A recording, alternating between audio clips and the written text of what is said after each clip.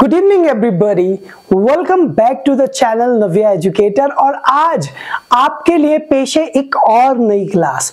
This is class 39 of your spoken English course 2023 level A basic. बिल्कुल basic सी class है and we are learning these days passives.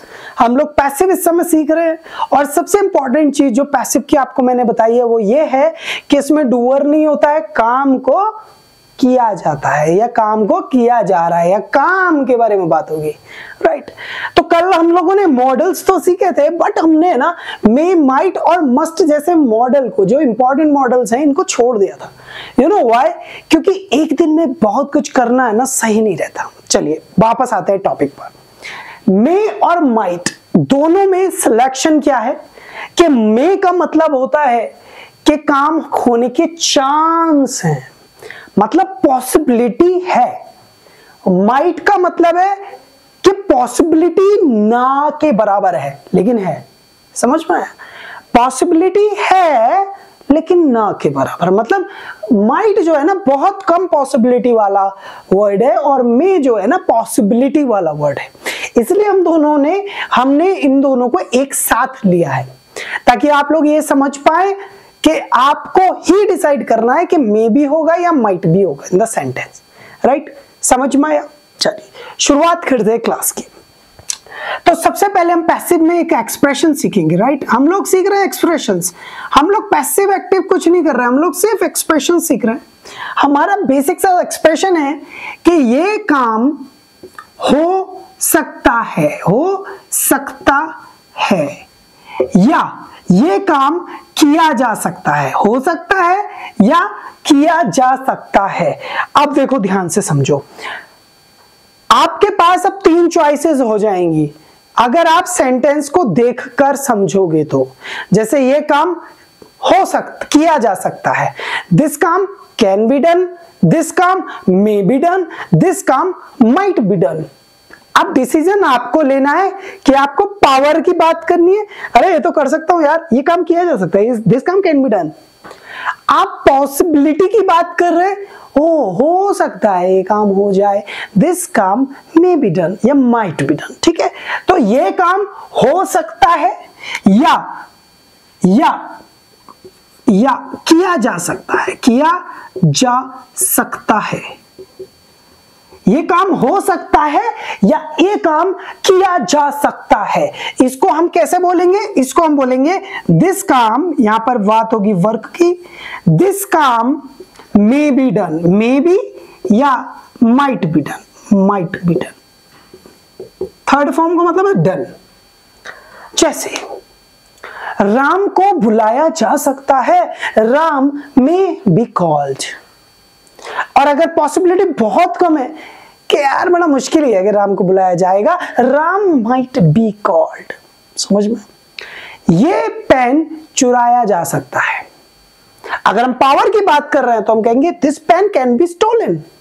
लेकिन अगर हम possibility की बात कर रहे हैं कि हो सकता है कि पेन चुराया जा सके या चुराया जा सकता है, this pen may be stolen.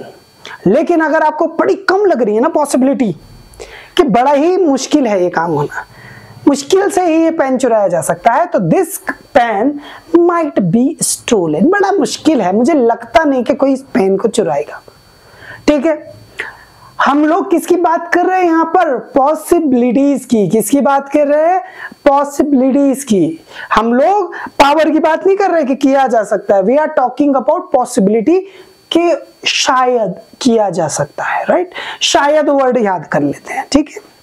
जैसे शायद कल स्कूल को बंद रखा जा सकता है, शायद कल स्कूल को बंद रखा जा सकता है। School may be closed today, school may be closed today. कल के लिए तो टुमारो, सॉरी। और अगर आपके पास कम चांसेस हैं तो स्कूल माइट बी क्लोज्ड। तो देखो, अगर आप मे बी बोलोगे या माइट भी बोलोगे, nobody want to know you कि आप कौन से वाली पॉसिबिलिटी के बारे में बात कर रहे हो। वो मे या माइट समझते ही समझ जाएगा कि हम पॉसिबिलिटी की बात कर रहे हैं। समझ रहे हैं? जब भी somebody speak English, तो ऐसा नहीं होता कि दूसरा पर्सन उसको जज कर रहा होता है कि ये क्या बोल रहा है, इसका क्या सेंस, वो सेंस नहीं निकाल रहा होता, वो बस समझ रहा होता है। इतना फास्ट ये प्रोसेस रहता है कि उसमें कोई आपका ट्रांसलेशन नहीं कर रहा होता। अगर आप लोग ट्रांसलेट करके इंग्लिश बोल रहे हो तो आप रॉन्ग हो, अगर आप ट्रांसलेट करके समझ रहे हो तो आप रॉन्ग हो। आप सिर्फ एक्सप्रेशन सीखिए, उसे फॉलो कीजिए, इंग्लिश को फ्लुएंट बनाइए, प्रैक्टिस कीजिए शाम को 7 बजे। ठीक है, समझ में आया? ये हमारा एक बॉक्स पूरा हो गया, ध्यान से समझिएगा।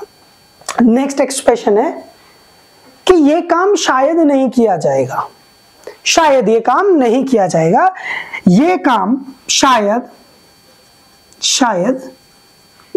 नहीं किया जाएगा, नहीं किया जाएगा।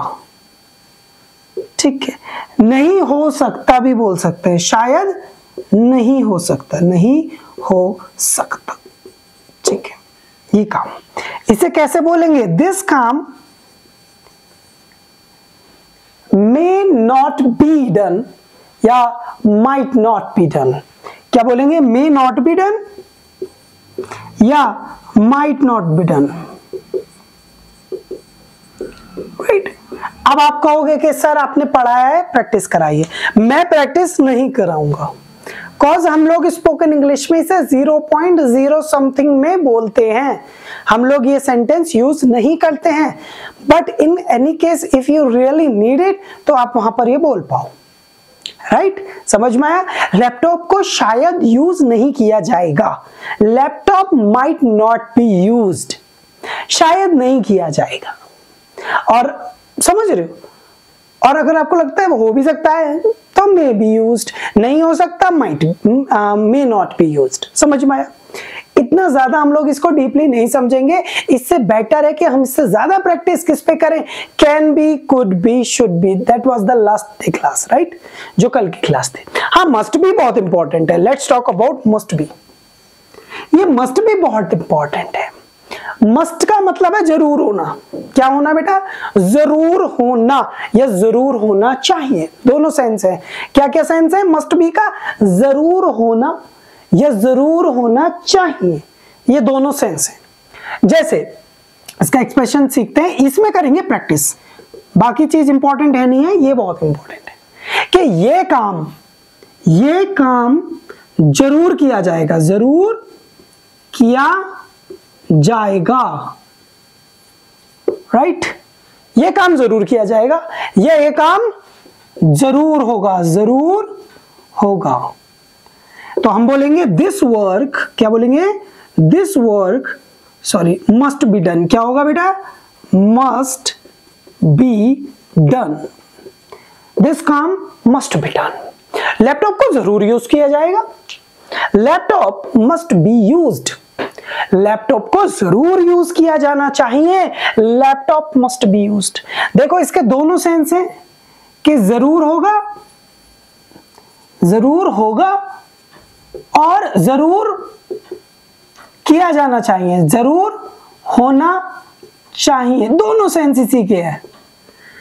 ठीक है, दोनों सेंस इसी के हैं कि पेन का यूज जरूर किया जाना चाहिए, pen must be used. Pen का तो जरूर यूज होगा भाई, मुझे पक्का पता है, the pen must be used. यहां थर्ड फॉर्म है, you have to remember this thing. Laptop का यूज जरूर होगा, लैपटॉप मस्ट बी यूज्ड, या लैपटॉप जो भी है। ठीक है, चलिए नेक्स्ट सेंटेंस बोलते हैं। प्रधानमंत्री जी को जरूर बुलाया जाएगा, प्रधानमंत्री जी को जरूर बुलाया जाएगा। The prime minister must be called, the prime minister must be called. फिर से बोलो बेटा, the prime minister must be called, प्रधानमंत्री को जरूर बुलाया जाएगा, द प्रधानमंत्री मस्ट बी कॉल्ड। समझ में आ गया? नेक्स्ट, घड़ी जरूर पहनी जानी चाहिए, घड़ी जरूर पहनी जानी चाहिए। कैसे बोलेंगे? The watch must be Warne, या वॉर्न भी बोल सकते हैं, पुट ऑन भी बोल सकते हैं, आपके ऊपर डिपेंड करता है, वॉर्न या फिर पुट ऑन, कुछ भी बोलिए। वेयर भी पहनना होता है, पुट ऑन भी पहनना होता है, बस ये एक्सेसरीज को पहनने के लिए पुट ऑन का ज्यादा यूज किया जाता है मेरे अकॉर्डिंग, जो मैं इंग्लिश देखता है उसमें देखा गया। ठीक है, समझ में आ गया? ये गेट को जरूर खोला जाना चाहिए, इस गेट को जरूर खोला जाना चाहिए। This gate must be opened, this gate must be opened. समझ पाए? कोई दिक्कत की बात नहीं है। अब आप लोगों को ज्यादा मेहनत करनी है, इतनी मुझे तो नहीं करनी। I have just taught you a topic, what you have to do. अच्छा, एक चीज जो मैंने मिस की क्लास में, 39 क्लास से आज 37 तक ये चीज बताई गई थी कि किसके द्वारा की जानी चाहिए, should be come in the last, किस पर्सन के द्वारा। जैसे एग्जाम्पल के तौर पर लिख लेते हैं, कुर्सी को जरूर तोड़ा जाना चाहिए, कुर्सी को जरूर तोड़ा जाना चाहिए। The chair must be broken. अब मेरे द्वारा तोड़ा जाना चाहिए तो the chair must be broken by me. अगर आपके द्वारा तोड़ा जाना चाहिए, the chair must be broken by you. अच्छा, किसी जगह की बात कर लेते हैं कि चेयर को सड़क पर जरूर तोड़ा जाना चाहिए, the chair must be broken on the road. समझ में आया? कोई प्रॉब्लम तो नहीं है? हाँ, कोई ऐसी तो जगह मैंने कोई आपको ऐसा तो नहीं समझा दिया कि बहुत कुछ भारी हो गया हो। So what you have to do, आपको इसके 20 सेंटेंसेस बोलने और आपको इसके 20 सेंटेंसेस बोलने हैं, ठीक है? ये आपका काम है। चलिए नेक्स्ट बात करते हैं कि ऐसा काम को तो बिल्कुल नहीं करना चाहिए, ऐसे काम को बिल्कुल नहीं करना चाहिए। दिस काम शुड नॉट बी डन या दिस काम मस्ट नॉट बी डन, ये तो बिल्कुल नहीं होना चाहिए। तो क्या बोलेंगे? दिस काम, ये काम जरूर नहीं होना चाहिए, होना चाहिए, ठीक है? इसमें मस्ट नॉट बी डन, लेकिन मैं आपको बोल रहा हूं कि आप इसका यूज नहीं करो, मैं इसलिए आगे आपको बढ़ा भी नहीं रहा। अब आप पे डिपेंड है, यू चेक कि आपने जो सीखा है क्या वो करेक्ट सीखा है अभी तक या गलत सीखा है। लेट्स चेक इट, ठीक है? मैं सेंटेंस बोलता हूं, उसे आप हिंदी में सॉरी इंग्लिश में बोलिए। इस किताब को जरूर पढ़ना चाहिए, इस किताब को जरूर पढ़ना चाहिए। बोलो।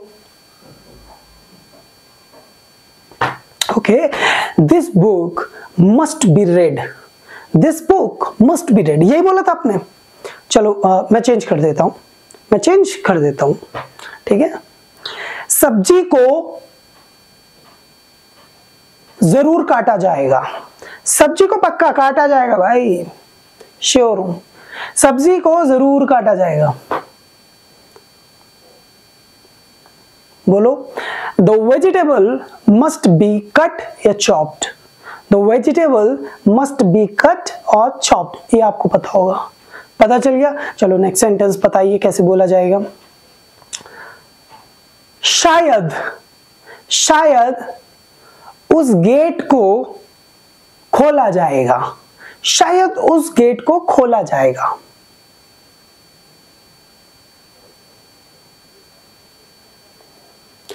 That gate may be opened. That gate might be opened. अब देखो यहां पर कोई अगर might बोल रहा है तो भी वो आदमी सही है, कोई may बोल रहा है तो भी वो सही है, क्योंकि उसी के दिमाग में है कि might की पॉसिबिलिटी लग रही है उसे या may की। समझ रहे? एक लड़की है, वो पूछ रही है मैं कितनी खूबसूरत हूँ, आप उसे कितना बताओगे? नंबर तो है नहीं, कोई स्केल तो होता नहीं है, ऐसे ही पॉसिबिलिटी का कोई स्पेल नहीं है। या तो वो बोलेगा ब्यूटीफुल, वो कहेगा बहुत ब्यूटीफुल, किसी को बहुत ही ज्यादा ब्यूटीफुल लग रही है, किसी को तो दुनिया में उससे अच्छी कोई लगी नहीं रही होगी। तो आप समझ रहे हैं, किसी किसी चीज के मीटर्स नहीं होते, पैरामीटर्स नहीं होते, हम उनको जज नहीं कर सकते कि वो कितना ज्यादा है। तो जो आदमी देख रहा है उसको क्या लगता है वो कितना इंपॉर्टेंट है, वो जरूर होगा तो मस्ट बी डन, वो शायद होगा मे बी डन, शायद ही होगा बड़ा मुश्किल ही है माइट बी डन। तो ये डिपेंड करता है आदमी के ऊपर, किसी और के ऊपर डिपेंड नहीं करता है, ठीक है? तो इसी तरीके से 20 और 20 सिर्फ आज 40 सेंटेंसेस आपको बनाने हैं और उसके बाद कल से जो क्लास शुरू होगी वो पैसिव की ही होगी बेशक, बट थोड़ी अलग होगी। कल की क्लास में जरूर मिलना मुझे। See you tomorrow. Bye everybody. I hope आप लोगों ने आज जो सीखा है कम है तो कोई बात नहीं है, कल ज्यादा सीख लेना, कल बड़ी क्लास होगी। अच्छा, एक और इम्पॉर्टेंट चीज है कि कमेंट में 3 एग्जाम्पल जरूर लिख देना तीनों की, ठीक है? मे be done, might be done और मस्ट बी डन का एक example right in the comment section. See you tomorrow. Bye. जय हिंद।